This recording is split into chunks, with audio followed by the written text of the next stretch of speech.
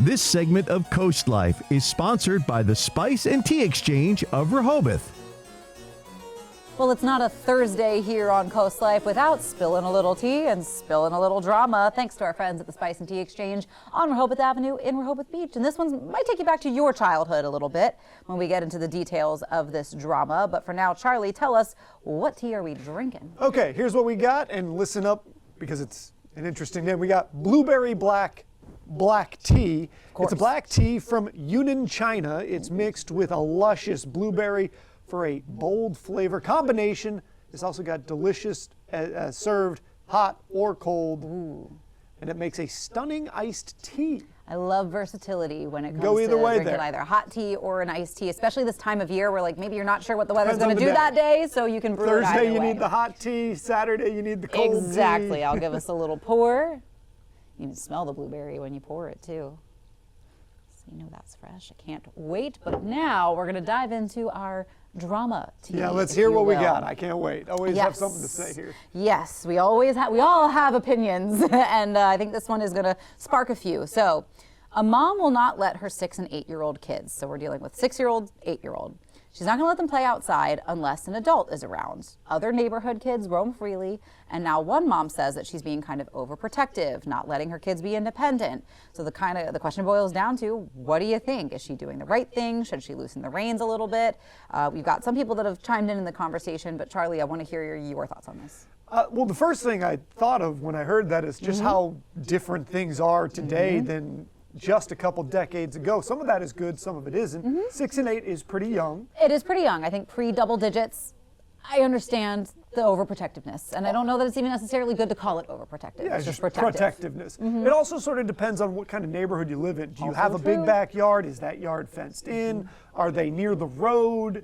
Is it a cul-de-sac so that you're off the road? There's a lot of stuff I feel like we don't know just from this. This is true. Are there other kids in the neighborhood that are also kind of running around and having fun, and they're kind of part of that kid pack? Yeah, so they do say that is the case. There are some other kids, and they're allowed to roam around without an adult. And so I think these kids might be starting to feel like, hey, Mom, like those kids are playing alone. Why can't we go with them? It's a tough sell to young kids when you see the other kids getting to run around outside and you're not able to. It also probably puts you at a little bit of a social disadvantage in terms of how you're growing up.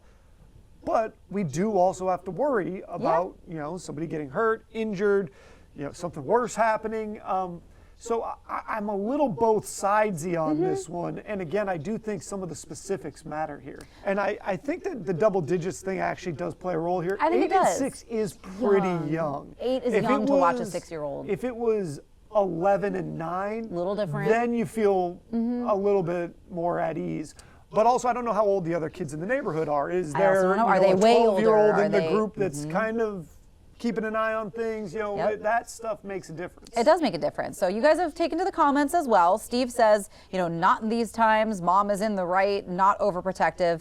Donald says, sure, let them play outside. The times haven't changed, just the degree of paranoia. And also, the first one that said not in these times, if you look at the crime statistics, really for the last 30 to 40 years, they are just going down. It's actually safer now by a lot than it was in, say, 1985, when we were just all out there running amok with nobody to supervise anything. But, sort of in these times, technology has advanced in a lot of ways that we can track kids, keep them safe. There are plenty of devices to show up on your phone that you know where they are. So I think that, then you get into that privacy conversation, and maybe an 8-year-old isn't ready for the responsibility of a phone, so it's harder to track them on maybe apps that you would have. Because I do kind of see both sides, and I guess maybe I'm sort of siding with Mom on this one if I have to pick a side, just because the kids are still really young. I think that's where I fall. 8 and 6 is pretty young. If it was even 2 years different for the both of them, for both of them, then I think that I would be a little bit more on the. It's time for them to learn a little independence. Yeah, it's important. That would still put the younger one at a pretty young age, but you've got a sibling there. Ideally, that can at least help some or be the root cause of all the problems. Either one. Either way, that could, I was an older sibling, but. Yep, I was both an older and a younger sibling. So, it's it all depends, but it's good. It's a good responsibility trial run for your oldest kid too. Like, how well do they watch your younger kid? So I think in this exact instance, because they're still so young, they're not in the double digits yet, I do think there is a maturity level that, you know, they want to start exploring their independence then, but they're just not there yet. Yeah, I feel like we're on the same page here. Yeah, all right, I like this. Let's sip it out with some of our blueberry black tea from the Spice and Tea Exchange.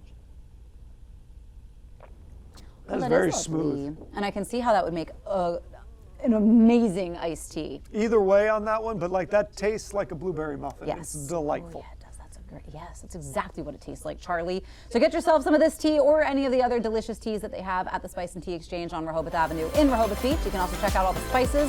Grilling season is almost here, so I'd highly recommend checking them out. But we've got some more Coast Life to check out when we get back.